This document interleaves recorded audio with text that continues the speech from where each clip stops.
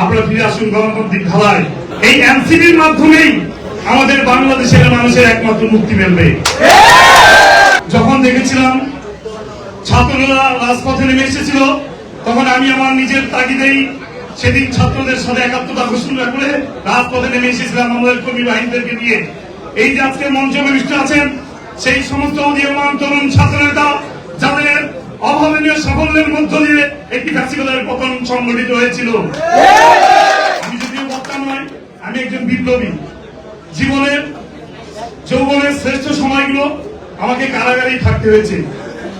দীর্ঘ প্রায় 10টি বছর বিভিন্ন মেয়াদে আমি কারাগারে ছিলাম। ফ্যাসিবাদের বিরুদ্ধে আন্দোলন লড়াই করতে গিয়ে অসংখ্য সহযোদ্ধা সহকর্মীদেরকে হারিয়েছিলাম। আমি দীর্ঘদিন যাবৎ দেখেছি সময়ের সাথে সাথে দেখা দেয় নিত্য নতুন প্রয়োজন। রেডি থাকতে হয় প্রতি মুহূর্ত। তাই এলো ইনোভার, যেন আপনি লাইফে থাকেন রেডি প্রতিদিন। Innova, designed for now.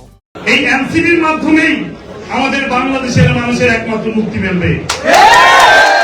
আমি মনে করি এনসিপির মাধ্যমেই এদেশে মুক্তির সনদ নির্দিষ্ট করা আছে। আমি দীর্ঘদিন যাবৎ ফ্যাসিবাদের বিরুদ্ধে লড়াই করেছি, সংগ্রাম করেছি, আন্দোলন করেছি। আমার পরিবারের বিরুদ্ধে প্রায় 550 মিথ্যা মামলা ছিল।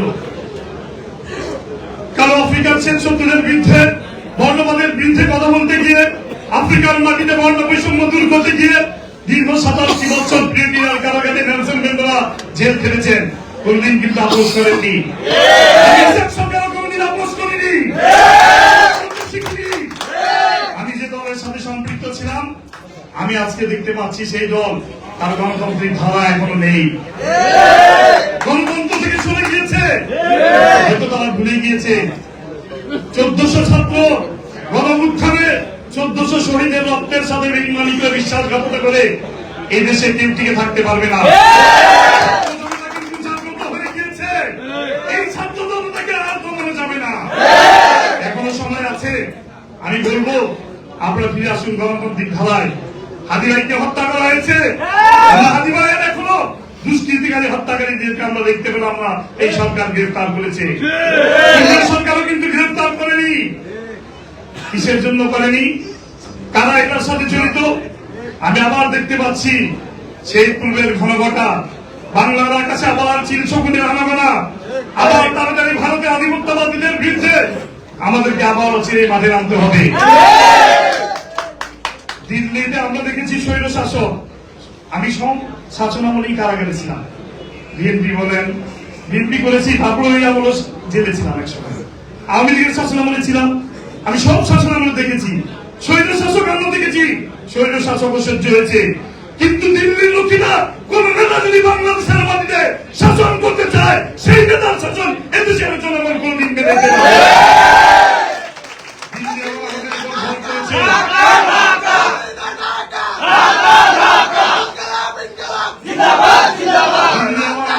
ঘর করেছে 1400 ছাত্র জনতার গণঅভ্যুত্থানের মধ্য দিয়ে কিন্তু আমরা এই দিনটি, এই দিবসটি পেয়েছি।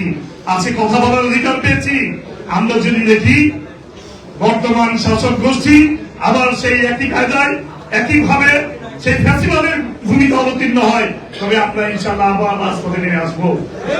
আপনাদের পতন ঘোরানোর জন্য আমরা বেশি সময় নেব না, কিন্তু ইনশাআল্লাহ আজকে আহ্বান করবো আপনারাও গণতান্ত্রিক অধিকার ফিরিয়ে দেন। কথা বলার অধিকার ফিরিয়ে দিতে হবে। জনগণের মৌলিক অধিকার, মানব অধিকার ফিরিয়ে দিতে হবে। নতুবা কিন্তু আমরা আবার রাজপথে নেমে আসতে বাধ্য হবো। আমার পরিবারের উপর অত্যাচার করা হয়েছে, জুলুম করা হয়েছে। আমি আমি বুঝতে পেরেছি, বুঝতে সক্ষম হয়েছি। এই এনসিপির মাধ্যমে এই দেশের জনগণ একমাত্র নিরাপত্তা থাকবে। এদেশের মানুষের গণতান্ত্রিক অধিকার প্রতিষ্ঠা হবে এই এনসিপির মাধ্যমে। আমি এই সমস্ত নেতৃবৃন্দ যারা এই মঞ্চে বসে আছেন, আমি তাদেরকে সেলুট জানাই, লাল সালাম জানাই। তাদের মাধ্যমে আজকে আমি পূর্ণভাবে গণতান্ত্রিক অধিকার ফিরে পেয়েছি। আজকে যে ফাঁসিবাদী কায়েম থাকতো, শেখ হাসিনা যদি পালিয়ে যেত না যেত, তাহলে হয় আমাদেরকে জেলে করতে হতো, অথবা ফাঁসির কাস্টে দণ্ডিত হয়ে আমাদেরকে ফাঁসির মঞ্চে ঝুলতে হতো। আমি এই এনসিপির কারণে কিন্তু আজকে আমি পূর্ণ স্বাধীনতা পেয়েছি। এদেশের জনগণ, আমি মনে করি এখনো সারা দেশের আপামর জনগণ তাকিয়ে আছে এনসিপির দিকে। হবে। আর যদি এনসিপি আবার ঝিমিয়ে যায়, তাহলে দেশের মানুষের ভাগ্যে আবার সেই কালো অন্ধকার নেমে আসবে। তাই আমি প্রত্যেকটা নেতা কর্মীদেরকে আহ্বান করবো, দীপ্ত চেতনা উজ্জীবিত হয়ে আগ্রাসী অপসংস্কৃতি প্রতিরোধ এবং বিপন্ন বাংলাদেশের স্বাধীনতা সার্বভৌমত্ব রক্ষা করতে হলে আবার আমাদেরকে রাজপথে ঝাঁপিয়ে করতে হবে। আমার জন্য দোয়া করবেন। আমি সারা জীবন সততার সাথে রাজনীতি করেছি। আমি যেন আমার উপর অর্পিত দায়িত্ব, আপনারা যে দায়িত্বে আমাকে দেন না কেন, আমি যেন আমার উপর অর্পিত দায়িত্ব ইমানের সাথে সততার সাথে এই দায়িত্ব, গুরুত্বপূর্ণ দায়িত্ব আমি যেন পালন করে যেতে পারি। এই দায়িত্ব পালন করতে যে যদি আমাকে জীবন বিসর্জন দিতে হয়, তবু আমি ইসলাম সরকার জীবন বিসর্জন